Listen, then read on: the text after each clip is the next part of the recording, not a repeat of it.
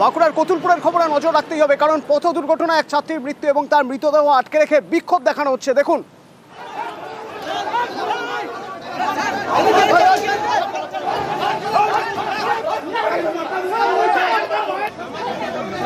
পরিস্থিতি সামলাতে গিয়ে রীতিমতো ধরপাকড় পুলিশের, কারণ বিক্ষোভকারীদের আটকানো যাচ্ছে না, লাঠি চার্জ করতে হচ্ছে পুলিশকে। বাঁকুড়ার কতুলপুরের ঘটনা, ছাত্রীর মৃতদেহ যখন তুলতে যান পুলিশ, তখন বচসা শুরু হয়ে যায় এলাকার মানুষের সঙ্গে। লরি চালককে গ্রেপ্তারের দাবি করছেন তারা।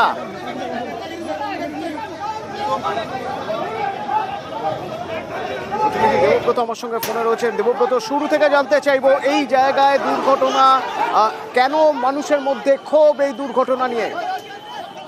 একেবারে অতনু, দেখো, বাঁকুড়া জেলার জয়পুর থানার চাপড়া মোড় রয়েছে, সেখানে এক একাদশ শ্রেণীর স্কুল ছাত্রী শ্রাবন্তী মণ্ডল, 17 বছর বয়স, তিনি কম্পিউটার সেন্টারে গিয়েছিলেন। কম্পিউটার সেন্টার থেকে যখন বাড়ি যাচ্ছিলেন, ঠিক তখনই চাপড়া মোড়ের কাছে অপর দিক থেকে একটি লরির চাকায় পৃষ্ঠ হয়ে যায়। এরপরেই উত্তেজিত হয়ে পড়ে জনতা, কারণ সাধারণ মানুষ দাবি করছে যে এখানে দ্রুত গতিতে এই লরিগুলি চলছে, যে কারণে এই দুর্ঘটনা ঘটেছে। পাশাপাশি এলাকার মানুষ যারা রয়েছে, উত্তেজিত জনতা, ওই মৃতদেহ রাস্তার উপরে আটকে রেখে তুমুল বিক্ষোভ দেখাতে থাকে। তাদের দাবি, লরির যে মালিক যে ঘটনাস্থলে আসুক, ক্ষতিপূরণ দিয়ে যাক, এবং পুলিশ প্রশাসন যাতে লরি নিয়ন্ত্রণ করে, যান চলাচল নিয়ন্ত্রণ করে, যাতে আগামী দিনে এই ধরনের ঘটনা না ঘটে। এরপরে দীর্ঘ সময়, অর্থাৎ প্রায় 2 ঘন্টা সময় ধরে রাস্তা অবরোধ করে বিক্ষোভ দেখাতে থাকে স্থানীয় বাসিন্দারা। বিষ্ণুপুর আরামবাগের যে গুরুত্বপূর্ণ রাজ্য সড়ক রয়েছে, অহল্যাবাই রাজ্য সড়ক, সেই সড়কে বিক্ষোভ দেখাতে থাকে। ফলে যানজটের পরিস্থিতি তৈরি হয়, ব্যাপক যানজট পরিস্থিতি হয়। এরপরেই পুলিশ প্রশাসন তাদের আশ্বাস দেয় যে লরির যে মালিক তিনি আসছেন, তাদের সঙ্গে কথা বলবেন, কিন্তু উত্তেজিত জনতা নাছোড়বান্ধা কিছুতেই কথা শুনছিল না। পুলিশ প্রশাসন সেই মৃতদেহ উদ্ধার করতে গেলে তাদেরকেও বাধা দেওয়া হয়। এরপর রীতিমতো ধস্তাধস্তি বেঁধে যায় উত্তেজিত জনতার সঙ্গে পুলিশের। তারপর লাঠি চার্জ করতে বাধ্য হয় পুলিশ। লাঠি চার্জ করে উত্তেজিত জনতাদের সেই ঘটনাস্থল থেকে সরিয়ে দেয়। পরে মৃতদেহ উদ্ধার করে নিয়ে আসে জয়পুর থানা পুলিশ। ঘটনাকে কেন্দ্র করে এলাকায় থমথমে পরিস্থিতি, যদিও এখনো পরিস্থিতি নিয়ন্ত্রণে এনেছে জয়পুর থানা পুলিশ। অতনু, ধন্যবাদ।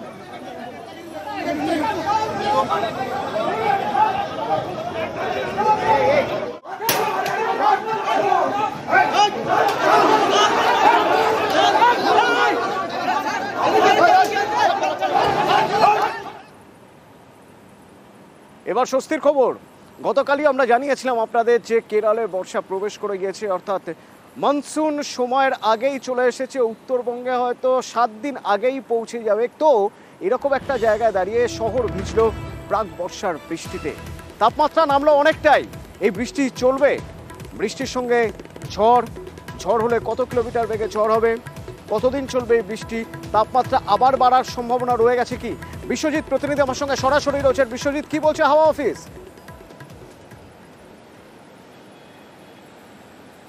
একদমই অতনু, আমরাই জানিয়েছিলাম বেশ কিছুদিন আগে যে মনসুন কামিং সুন, অর্থাৎ এবার বর্ষা আগাম আসবে। আর সেই মতোই আবহাওয়া দপ্তরের পূর্বাভাস অনুযায়ী তারও কিছুটা আগে, বলা যায় 2 দিন আগে কেরলে বর্ষা ঢুকলো, এবং বাংলায় বর্ষা প্রায় 4-5 দিন আগে ঢুকে পড়বে, এমনটাই বার্তা আবহাওয়া দপ্তরের। এবং সেই মতো প্রাক বর্ষার বৃষ্টি শুরু হয়েছে দক্ষিণবঙ্গে। উত্তরবঙ্গে তো প্রাক বর্ষার বৃষ্টি আগেই শুরু হয়েছিল, এবং দক্ষিণবঙ্গেও রাতভর বৃষ্টি হয়েছে। এবং তাতেই কলকাতার তাপমাত্রা প্রায় 7 ডিগ্রি সর্বনিম্ন তাপমাত্রা, সেটা রাতের তাপমাত্রা, সেই তাপমাত্রা নেমে গেছে 7 ডিগ্রি সেলসিয়াস। এবং সকাল থেকে দফায় দফায় বৃষ্টি হয়েছে, রাতভর বৃষ্টি হয়েছে, এবং এই বৃষ্টিতে কিছুটা স্বস্তি তো অবশ্যই মিলেছে, কারণ অনেকটা তাপমাত্রা নেমে গেছে। তবে এই বর্ষাকালে একদিকে যেমন মনসুন এগিয়ে আসছে, অর্থাৎ দক্ষিণ পশ্চিম মৌসুমি বায়ু আসছে, আর তার ফলে সাগর থেকে প্রচুর জলীয় বাষ্প ঢুকছে। আর অন্যদিকে একটি টার্ফ বা নিম্নচাপ অক্ষরেখা তৈরি হয়েছে, যেটি উত্তরপ্রদেশ থেকে একেবারে বাংলাদেশ পর্যন্ত। আর এই অক্ষরেখার টানেও প্রচুর জলীয় বাষ্প ঢুকবে। তার ফলে এই জোড়া ফলায় প্রচুর জলীয় বাষ্প থাকায় যখনই বৃষ্টি হবে না, তখন একটু গুমোট অস্বস্তি হবে।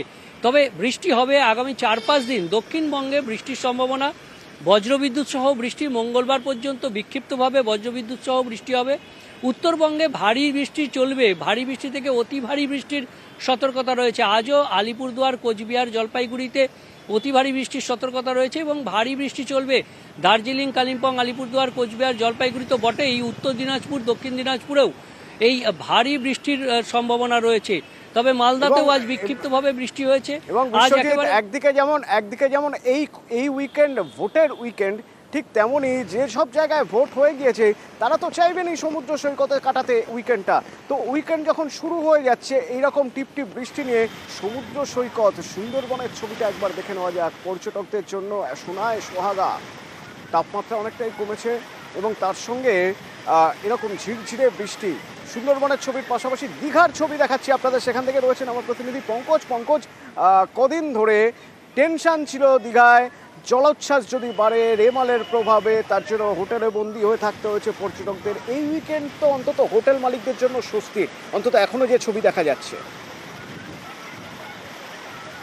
হ্যাঁ, অতটা একেবারে এই উইকেন্ডে কিন্তু হোটেল মালিকদের পক্ষে কিন্তু স্বস্তি। সেক্ষেত্রে তোমাকে জানিয়ে রাখি, এই যে রেমালের প্রভাবে কিন্তু 3 দিন প্রায় পর্যটকরা সমুদ্রে স্নান করতেও পারেনি, হোটেল বন্দী হয়েছিল। সেক্ষেত্রে যে গত 3 দিনের এবং গরম ভ্যাবসা হাওয়া, যেখানে গরম ভ্যাবসা, যেখানে অস্বস্তিকর আবহাওয়া, সেখানে পর্যটকরা কিন্তু গতকাল থেকে যেখানে পর্যটকরা জমিয়েছে কিন্তু শহর, যেখানে সৈকত শহর দীঘাতে কিন্তু আজ সকাল থেকে বৃষ্টিতে কিন্তু উপভোগ করছে পর্যটকরা। সেক্ষেত্রে তোমাকে জানিয়ে রাখি যে স্বস্তির খবর হলে কী হবে, দুঃখের খবরও আছে। যেখানে পূর্ব মেদিনীপুর জেলার কিন্তু পটাশপুর এবং এগরাতে বাজ পড়ে পটাশপুরে একজনের মৃত্যু হয়েছে আজকে, এবং যে এগরাতে 4 জন গুরুতর আহত হয়েছে, তারা কিন্তু সুপার স্পেশালিটি হাসপাতালে ভর্তি আছে। এই যে স্বস্তি এবং যে দুঃখের খবর মিলে কিন্তু সব মিলে যে স্বস্তি হলে কী হবে, যে দুঃখ পটাশপুর এলাকায় যে বাজ পড়ে মৃত্যু বাদাম চাষি, এবং যেখানে এগরাতেও 4 জন কৃষক গুরুতর আহত হয়েছে বাজ পড়ে। এবং যে সৈকত নগরী সুন্দরী দীঘা সৈকত দীঘাতে পর্যটকের যেমন ঢলও নেমেছে, সেখানে পর্যটকরা সমুদ্রে কেউ কেউ স্নানও করছে, আবার কেউ ওয়াচ টাওয়ারে দাঁড়িয়ে কিন্তু সমুদ্রের যে এই মনোরম আবহাওয়া উপভোগ করছে। সব মিলে কিন্তু দারুণ আবহাওয়া সৈকত নগরী সুন্দরী দীঘা সহ মন্দারমণি, তাজপুর জুড়েই কিন্তু একেবারে মনোরম আবহাওয়া, যেখানে পর্যটকরা মনোরম আবহাওয়ায় ভোট হবে তা তো ভালো, কিন্তু যারা ভোট নেবেন তাদের তো অবস্থা খারাপ হয়ে যাচ্ছে। কারণ ভোট কর্মীদের যেতে হচ্ছে সেই দূর দূরান্তে, ছাতা মাথায় নিয়ে ডিসিআরসিতে তাদের পৌঁছতে হচ্ছে, ভোটের কাজ করতে হচ্ছে বৃষ্টি মাথায় নিয়েই। বিশ্বজিৎ আমার সঙ্গে রয়েছেন প্রতিনিধি সরাসরি। বিশ্বজিৎ, দক্ষিণবঙ্গের প্রত্যন্ত এলাকায় ভোট কর্মীদের যেতে হচ্ছে, অফিসারদের যেতে হচ্ছে ভোট করাতে। আজ থেকেই তারা কাজ শুরু করে দিয়েছেন, ডিসিআরসি থেকে তারা সব কিছু নিচ্ছেন, নিয়ে তারা বুথে বুথে পৌঁছে যাবেন কিছুক্ষণের মধ্যে, বা হয়তো অনেকে পৌঁছে গিয়েছেন। কিভাবে যাচ্ছে?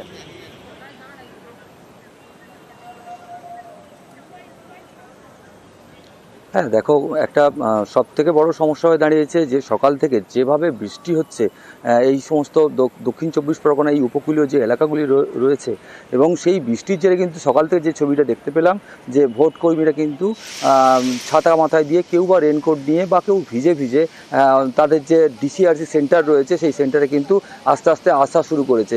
যেভাবে বৃষ্টি হচ্ছে তাতে করে কিন্তু কাজটা কিন্তু অনেকটাই কঠিন হয়ে যাচ্ছে, কারণ অনেকটাই দায়িত্বপূর্ণ কাজ, এবং ভোটের যে মেশিনপত্রগুলো রয়েছে সেই সমস্তকে সংগ্রহ করা, এবং যে দূর দূরান্ত প্রত্যন্ত এলাকা রয়েছে সেখানে পৌঁছে যাওয়া। এবং তার পাশাপাশি আরও একটা জিনিস তোমাকে আমি এই মুহূর্তে দেখাবো। যেভাবে বৃষ্টি হয়েছে, আমি দাঁড়িয়ে রয়েছে একটা বুথ কেন্দ্রে, আমি এখানে দেখাবো, দেখো পুরো জল জমে গিয়েছে, এবং যেটা মনে করা হচ্ছে আরও বৃষ্টি হবে, এবং বৃষ্টি হলে পরে এই বুথগুলো, এই শুধু একটা বুথ নয়, আরও আশেপাশের এই সমস্ত নিচু যে এলাকা রয়েছে সেই সমস্ত এলাকাতে যে বুথগুলো রয়েছে তাতে কিন্তু জল জমে যাওয়ার সম্ভাবনা তৈরি হয়েছে।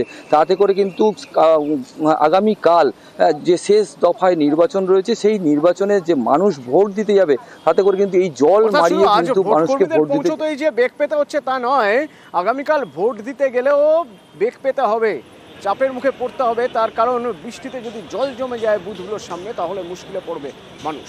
ধন্যবাদ বিশ্বজিৎ।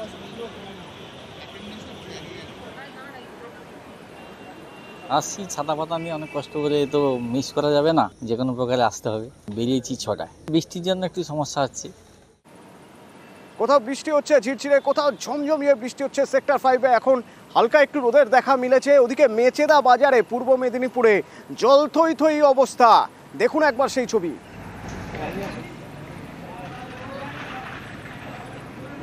সুজিত প্রতিনিধি আমার সঙ্গে রয়েছেন। সুজিত, প্রথমত বৃষ্টির পরিমাণ কি এতটাই বেশি যে জল নিকাশির সুযোগই পাওয়া যায়নি, নাকি নিকাশি ব্যবস্থায় কোথাও সমস্যা রয়েছে? গোড়ায় গলদ বলছেন ব্যবসায়ীরা, বলছেন এখানকার অতনু যে নিকাশি ব্যবস্থা একেবারে হতশ্রী চেহারা, এবং এর কারণেই কিন্তু মূল সমস্যা। কারণ বছর ভোর এই নিকাশি নিয়ে দুর্ভোগে পড়েন মেশাদার ব্যবসায়ীরা, দোকানদাররা, যারা ক্রেতারা আসেন বাজারে তারা। কারণ একটু বৃষ্টি বা কোনো কারণে জল জমলেই জলমগ্ন হয়ে পড়েন। যে ছবি দেখাচ্ছি সেখানে দেখতে পাবে যে জলমগ্ন হয়ে পড়েছে গোটা বাজার, এবং বাজারে থাকা দোকানপাটের ভেতরে যেমন জল ঢুকেছে তেমন স্থানীয় ব্যাংকের চাতালেও জল ঢুকে গিয়েছে। যারা গ্রাহকরা ঢুকছেন তারা কিন্তু জল পায়, অর্থাৎ কিনা হাঁটু সমান জল যে দাঁড়িয়ে গিয়েছে, এবং সেই জলটা কিন্তু মূলত নিকাশি বেহালের কারণে এবং বেরিয়ে যাচ্ছে না জল সে কারণে। এবং এই যে নিয়ম না মেনে যত্রতত্র বিল্ডিং গজিয়ে ওঠা, এবং সেখানে এই যে পরিস্থিতি, দীর্ঘদিন ধরে এই পরিস্থিতি, সুজিত ধন্যবাদ, কিন্তু এই যে পরিস্থিতি, এই পরিস্থিতিতে কিভাবে ভুগছেন দোকানদাররা, সাধারণ মানুষ যারা বাজারে আসেন, তারা কি বলছেন শুনুন। অনেক কিছু ক্ষয়ক্ষতি হয়েছে, সব জিনিস নষ্ট হয়ে গেছে, 5-10 হাজার টাকার মতো মাল নষ্ট হয়ে গেছে। কেন জল ঢুকছে কেন? ঢুকছে কেন? নিশ্চয়ই ড্রেন অপরিষ্কার আছে। এইটা ধরুন না, আমার মেয়ে 25 বছরের দোকান, 25 বছর এরকমই হচ্ছে। পূর্ব মেদিনীপুর থেকে পশ্চিম মেদিনীপুর, ঘাটাল মহকুমা হাসপাতালের ছবি দেখুন একবার, কিভাবে স্ট্রেচারে করে নিয়ে যেতে হচ্ছে ইমার্জেন্সি বিভাগ, তাও জল থই থই। সুকান্ত প্রতিনিধি আমার সঙ্গে সরাসরি রয়েছে। সুকান্ত, এটা কি ফি বর্ষার চেনা ছবি, নাকি এবারই দেখা যাচ্ছে বৃষ্টি হয়তো এতটাই বেশি হয়েছে যার জন্য হাসপাতাল চত্বরে এভাবে জল ঢুকে গেছে? একদমই, দেখো অতনুদয়, এই ছবি ঘাটালের চিরাচরিত, কারণ ঘাটাল মানেই বন্যা, কিন্তু এটা বন্যা নয়। ঘাটাল মহকুমা হাসপাতাল চত্বরেই রয়েছে ঘাটাল সুপার স্পেশালিটি হাসপাতাল, আর সেই হাসপাতাল চত্বর হাঁটু সমান জল পেরিয়ে রুগীর আত্মীয় এবং স্বাস্থ্যকর্মী, চিকিৎসকরা যাতায়াত করছেন। মানে এক কথায় চরম দুর্ভোগে পড়েছেন ঘাটাল সুপার স্পেশালিটি হাসপাতালের কর্মী থেকে চিকিৎসক এবং রুগী এবং রুগীর আত্মীয়রা। কারণ কি না, বেহাল নিকাশি ব্যবস্থা। মাঝে মধ্যে এইরকম বৃষ্টি হলেই জল জমে তাদেরকে চরম সমস্যায় পড়তে হয়, কিন্তু হাসপাতাল কর্তৃপক্ষ অভিযোগ করছে রোগীর আত্মীয়রা, তাদের দাবি যে জল পেরিয়ে যেতে তাদের সমস্যা হচ্ছে। বেলা গড়িয়েছে, এখন 12টা প্রায় পেরিয়ে গেছে, 1টা বাজতে চললো, কিন্তু এখনো আমি সেই ঘাটাল সুপার স্পেশালিটি হাসপাতালের সামনেই দাঁড়িয়ে আছি। নামানো যায় কিনা, কিভাবে নামানো যায় নজরে থাকবে। ধন্যবাদ সুকান্ত। রাত থেকে আমার ছেলে এখানে ভর্তি আছে, 1 হাঁটু জল পেরিয়ে আমাকে যাতায়াত করতে হচ্ছে। সরকারি হাসপাতাল তো এটা? সরকারি হাসপাতাল, এটা হাঁটু সমান জল? হাঁটু সমান জল। এখানে খুবই খারাপ পরিস্থিতি। সাধারণ মানুষ যাদের বাচ্চা হয়েছে তারা কিভাবে যাতায়াত করবে? এখানে গাড়ি আসছে না, এখানে বাচ্চাদেরকে কোলে করে নিয়ে যেতে হচ্ছে। ডেলিভারি যেসব মহিলারা হবে তাদেরকে কোলে করে নিয়ে যেতে হচ্ছে। মা ভর্তি করতে এসেছিলাম, ডেলিভারি পেয়েছেন। হাসপাতালের অবস্থা খুবই খারাপ। এই অল্প বৃষ্টিতেই যদি এরকম হয়, এখনো তো সারা বর্ষা পড়ে আছে, তাহলে সারাক্ষণ কি এরকম জল পেরিয়ে এই নোংরা জলের উপর দিয়ে যেতে আমরাই তো অসুস্থ হয়ে পড়বো। হাঁটু সমান জল। জল যন্ত্রণার খবর আমরা আপনাদের দেখিয়েছিলাম গতকাল সারা দিন কিভাবে লাইনে দাঁড়াতে হয়েছে মানুষকে, কিভাবে মানুষ টাকা দিয়ে জল কিনে খাচ্ছেন লাইন দিয়ে দাঁড়িয়ে। তো পুরসভা এবার জলের গাড়ি বাড়িয়েছে যাতে অন্তত কষ্ট কিছুটা লাঘব হয়। পার্থপ্রতিম প্রতিনিধি সরাসরি আমার সঙ্গে রয়েছেন। পার্থপ্রতিম, গতকালের তুলনায় আজ কত পরিমাণ জলের গাড়ি বাড়ানো হলো এবং এতে কতটা সুবিধা হলো বলে মনে হচ্ছে তোমার?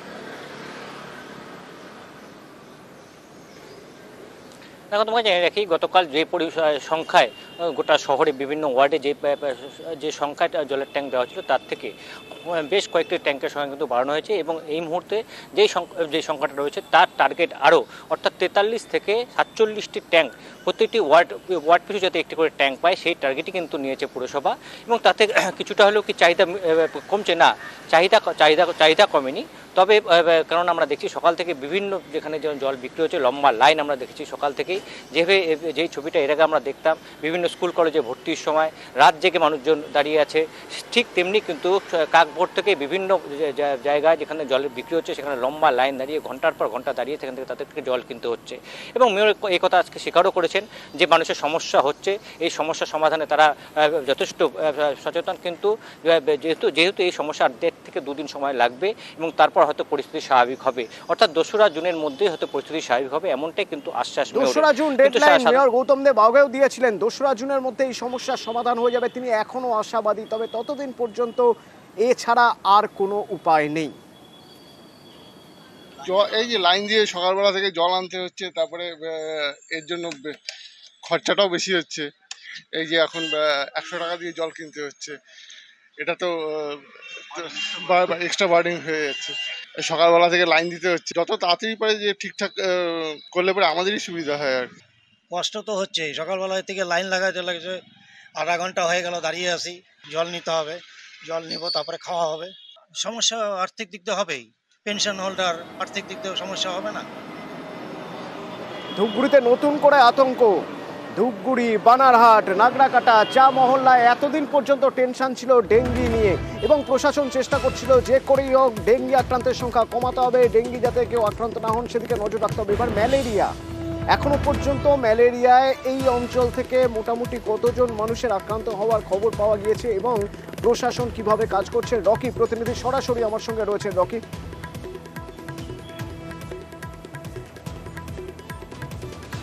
এতদিন ডেঙ্গি মাথা ব্যথার কারণ হয়ে দাঁড়িয়েছিল স্বাস্থ্য দপ্তরের কাছে, এবার কিন্তু ম্যালেরিয়ার দাপটে রীতিমতো চিন্তার ভাঁজ স্বাস্থ্য দপ্তরের মাথায়। কারণ জলপাইগুড়ি জেলার ধূপগুড়ি, বানারহাট এবং নাগরাকাটা ব্লকের বিস্তীর্ণ এলাকায় কিন্তু ম্যালেরিয়া প্রকোপ বাড়তে শুরু করেছে। ইতিমধ্যে বানারহাট ব্লকের অন্তর্গত চানাদিপা এলাকায় একই গ্রামের প্রায় 9 জন কিন্তু ম্যালেরিয়া আক্রান্ত হয়েছে। এই ঘটনার পর কিন্তু নড়েচড়ে বসেছে জেলা প্রশাসন এবং স্বাস্থ্য দপ্তর, এবং স্বাস্থ্য দপ্তরের তরফ থেকে কিন্তু ইতিমধ্যেই সেই সব এলাকাগুলির মধ্যে কিন্তু টিম পাঠানো হয়েছে এবং বাড়ি বাড়ি সার্ভে করাচ্ছে। এমনকি যে সকল মানুষ জ্বর, সর্দি, কাশি ভুগছে তাদের রক্তের নমুনা সংগ্রহ করা হচ্ছে এবং সেই রক্তের নমুনা সংগ্রহ করে নিয়ে কিন্তু পরীক্ষার জন্য পাঠানো হচ্ছে।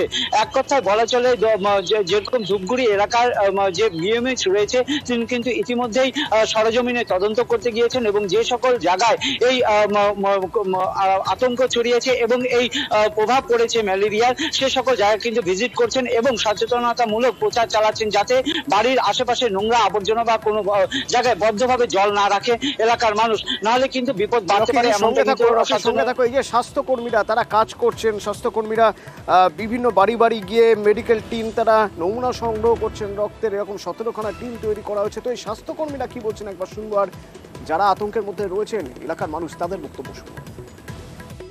হাতে রক্ত নিল, সর্দি জ্বর মাঝে মাঝে হয় আমার, হ্যাঁ, বুড়ো মানুষ। আপনাদের এখানে কি ম্যালেরিয়া বাড়ছে? ম্যালেরিয়া বাড়ে না, শুরু হচ্ছে, চলছে আর কি। এই কারণে কি রক্ত টেস্ট করতেছে? হ্যাঁ হ্যাঁ, এই কারণে চিন্তা ভবিষ্যতে আরো বেশি হইতে পারে, বলা যায় না। আমরা সমস্ত চাঁদিবার এরিয়াতে সাহায্য করছি। 35 জন আমরা বেরিয়েছি স্বাস্থ্য দপ্তর থেকে। বিভিন্ন জায়গায় ঘুরে দেখছি কারো জ্বর আছে নাকি 100টার মধ্যে, যাদের সামান্য সর্দি কাশি বা সামান্য জ্বরের দেখা দিচ্ছে তাদেরকে আমরা আরবি টেস্ট করছি, স্লাইড নিচ্ছি।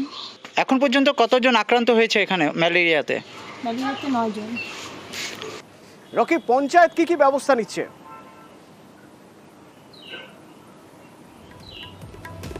দেখো, এই বিষয়ে আমরা যখন সেই এলাকায় যাই এবং সেই এলাকার যে পঞ্চায়েতের প্রধান রয়েছে, শালবাড়ি 1 নং গ্রাম পঞ্চায়েতের প্রধান, তিনি কিন্তু জানিয়েছেন যে স্বাস্থ্য দপ্তরের তরফ থেকে আধিকারিকরা সেখানে এসেছেন এবং তারা কিন্তু সার্ভে টিমও পাঠিয়েছেন এবং স্বাস্থ্যকর্মীরা বাড়ি বাড়ি যাচ্ছেন। এর পাশাপাশি গ্রাম পঞ্চায়েতের তরফ থেকে সচেতনতামূলক প্রচার চালানো হচ্ছে গ্রামে, যাতে মানুষ সচেতন হয় এবং এই ম্যালেরিয়া যেন আরো বেড়ে না যায়। এর পাশাপাশি বলে রাখতে চাইবো, বানারহাট ব্লকের অন্তর্গত যে সকল জায়গা রয়েছে এবং নাগরাকাটা ব্লকের এলাকা রয়েছে, অসমর্থিত সূত্রের খবর যে প্রায় 30-এর অধিক কিন্তু ম্যালেরিয়া আক্রান্ত রয়েছে, যারা এখন পঞ্চায়েত প্রধান কি বলছেন? রকি, ধন্যবাদ। পঞ্চায়েত প্রধান কি বলছেন, সিএমওইচ কোন সতর্কতার কথা বলছেন, কতটা তারা প্রস্তুত রয়েছেন জানাচ্ছেন, শুনুন। আমাদের শালবাড়ি 1-এর যারা ভিআরপি আছে তারা প্রত্যেকটা পার্টে খোঁজখবর নিয়ে দেখে। তো এখনো পর্যন্ত সব পার্টে কোনো খবর পাওয়া যায়নি ম্যালেরিয়া, শুধু একটা পার্ট যেটা হচ্ছে উত্তর শালবাড়ি, সেখানে হচ্ছে 9 জন পেশেন্ট পাওয়া গেছে। তো স্বাস্থ্য দপ্তর থেকে কোনো ব্যবস্থা নিয়েছে এখনো? হ্যাঁ, বিএমএস সিএমএস নিজে আসছিল, তো ব্যবস্থা নিচ্ছে। আমাদের যে ভেক্টর বর্ন ডিজিজ যেগুলো আছে আর কি, তার মধ্যে যেটা মেন যে ডেঙ্গু, এই মুহূর্তে ডেঙ্গু আমাদের টিল ডেট ফ্রম জানুয়ারি থেকে যদি আমরা দেখি তাহলে 80 জন আক্রান্ত হয়েছে এবং এই মুহূর্তে কেউ ভর্তি নেই এবং সবাই ইয়েতে আছে, সব সুস্থ হয়ে ফিরে গেছে আর কি। ভর্তি নেই, হাসপাতালে কোনো ভর্তি নেই আর কি। ম্যালেরিয়া পেশেন্টেরও কোনো ডেথ নেই অ্যাজ সাচ। সমস্ত অ্যাক্টিভিটিস, প্রিভেন্টিভ অ্যাক্টিভিটিস সেগুলো চলছে।